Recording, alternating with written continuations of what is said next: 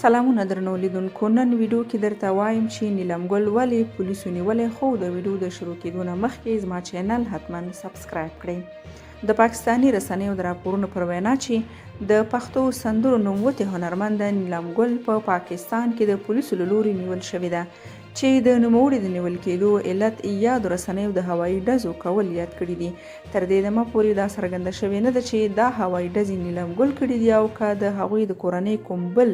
غړي کړي دي. خو له بلې خوا اوس د ډیلی پاکستان ویبپاڼې خبر خپور کړی چې نیلم ګل په خپله دغه هوایي ډزې کړي دي. د ډیلی پاکستان د راپور پر بنسټ چې د نیلم ګل د دغې ناوړه کار ویډیو هم پر ټولنیزو رسنیو خپره شوې ده، چې یاده ویډیو اوس پر ټولنیزو رسنیو خورا ډیرو خلکو لیدلې ده. په انځور کې لیدل کېږي چې نیلم ګل د پولیسو په یو سټیشن کې ده او ترڅنګ یې د پاکستاني پولیسو یو تن هم ناست دی، چې ښایي اوس مهال به دغه نوموتی هنرمند د څېړنو لاندې وي او څېړنې به ورڅخه کېږي چې ولې یې داسې یو ناوړه کار